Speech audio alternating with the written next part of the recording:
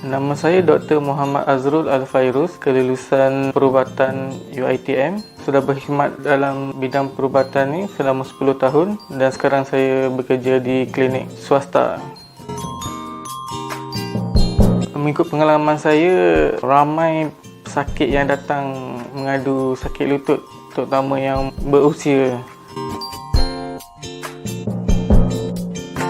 Maksud sakit lutut, apabila pesakit itu datang ke klinik, pesakit mengadu sakit di bahagian lutut, sama ada sakit yang menyebabkan dia tak boleh berjalan, bengkak ataupun tak dapat melakukan aktiviti harian seperti solat, naik tangga dan bekerja. Simptom dia tu kebanyakan ada kadang-kadang bengkak, sama ada depan, belakang, tepi, dan bengkak tu kadang-kadang disebabkan banyak punca. Artritis ni umum, artritis ni bengkak sendi. Bengkak sendi ni boleh lutut, sendi-sendi yang besar ataupun sendi yang kecil. Dan dekat lutut juga boleh kita panggil artritis, tapi lebih spesifik ni macam osteoartritis, dan sebab dia lebih spesifik lagi, radang pada sendi. Sakit lutut ni banyak jenis dan bergantung kepada punca dia. Sama ada bila cedera sukan, selalunya ligamen tu boleh koyak sikit, koyak banyak, ataupun putus, ataupun radang pada sendi tu sendiri. Ataupun bila dia berumur, pelincir dia makin kurang dan menyebabkan lutut tu bergeser dan menyebabkan sakit radang pada lutut juga. Dan juga masalah lain, kalau waktu usia pun dah sakit lutut, selalunya bila berat badan berlebihan dia menekan pada lutut. Punca utama, berat badan berlebihan, keturunan, boleh waktu muda dia banyak bergerak, makin berusia dia lama-lama pelincir pun boleh berkurang, ataupun kecederaan, aksiden, sukan pula banyak jenis juga, patah, boleh bengkak, boleh putus ataupun koyak pada ligamen di sekitar lutut. Kadang-kadang pesakit tu datang bila kita tengok lutut tu bengkak, lebam, merah, susah nak melakukan pergerakan, susah nak bend, sama ada nak flex ataupun extend tu susah. Bila rasa longgar lutut, maksudnya lemah, bila nak berjalan, nak buat pergerakan tu dia macam longgar sikit lutut. Ataupun lutut berbunyi, kebanyakan bila pelincir tu kurang, dia akan berbunyi. Tambah-tambah bila dia nak luruskan kaki ataupun bila nak naik tangga, memang lutut dia berbunyi.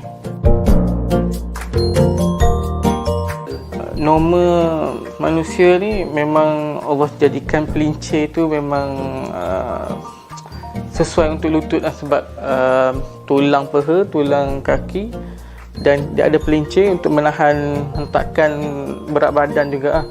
Dan bila pelincir tu kurang, dia akan jadi bergeser, dan bila kita nak bend tu tak boleh, limited, dan dia bergeser antara satu sama lain. Sebab tu dia boleh berbunyi. Pelincir berkurang bila berat badan berlebihan, bila dia menekan kuat dan menyebabkan pace tu jadi kurang dan sukar untuk bergerak. Dan satu lagi, keturunan, cecair itu boleh berkurang juga, ataupun bila usia meningkat pun cecair itu boleh berkurang juga. Boleh kemungkinan juga kekurangan nutrisi. Sebab tu sometimes kalau jumpa doktor, kita akan nasihat untuk ambil suplemen untuk tambah pelincir lutut. Bila berat badan berlebihan, fungsi kaki lah untuk menahan berat badan bila kita berjalan, bila melakukan pergerakan. Dan bila berat badan berlebihan tu, dia akan impact lebih kepada kaki. Tambah-tambah bila yang berbadan besar nak melakukan aktiviti seperti berjalan, berlari yang banyak menggunakan kaki, memang boleh impact pada lutut. Senang cedera pada lutut. Makanan juga boleh mempengaruhi sakit lutut, boleh menyebabkan pelincir itu berkurang juga. Selain pada pelincir kurang ataupun penyakit, selalunya seperti gout. Bila uric acid berlebihan, uric acid itu akan berkumpul dekat sendi dan menyebabkan bengkak radang pada lutut. Selain daripada itu, penyakit artritis lain, penyakit artritis ni banyak sikit, macam rheumatoid arthritis. Rheumatoid arthritis ni radang sendi yang menyerang sendi itu sendiri. immune badan sepatutnya dia protect badan, tapi dia detect sendi ni sebagai benda asing dan dia akan menyerang sendi tu, menyebabkan sendi tu bengkak dan sakit. Selain daripada tu, kecederaan, bersukan boleh menyebabkan, selain daripada macam saya kata arthritis, osteoarthritis, dia boleh menyebabkan meniscus problem. Meniscus pun boleh tear. Meniscus ni tulang rawang pada sendi tu, dia bila bergeser pun dia akan jadi lama-lama jadi haus dan jadi sakit.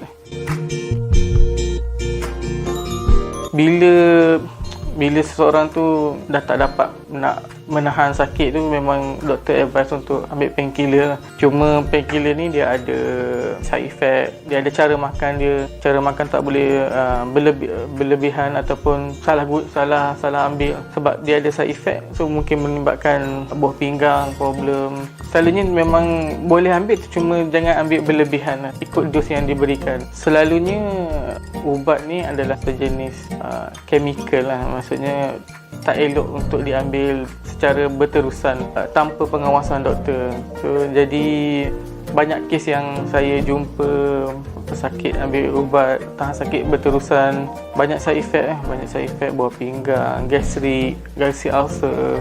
So, cara terbaik ambil ikut dos ataupun bila perlu sahaja. Langkah-langkah yang perlu dibuat apabila seorang tu mengalami sakit lutut. Satu, tengok pada punca dia. Satu, bila kecederaan, bila bengkak, selalunya kita kena tuam dengan ais. Sebab suatu tengah bengkak, ais akan melawan bengkak tu dan mengecutkan bengkak tu, lama-lama boleh reda juga. Satu lagi, selain pada ais, kita boleh bandage ataupun balut sendi, boleh mengurangkan pergerakan lutut. Lagi banyak bergerak, keradanan tu boleh menyebabkan lagi teruk. Sebab badan kita ni sendiri sebenarnya boleh baik pulih sendiri. 3 hari kalau kita duduk diam, rest, insyaAllah dia boleh recover balik.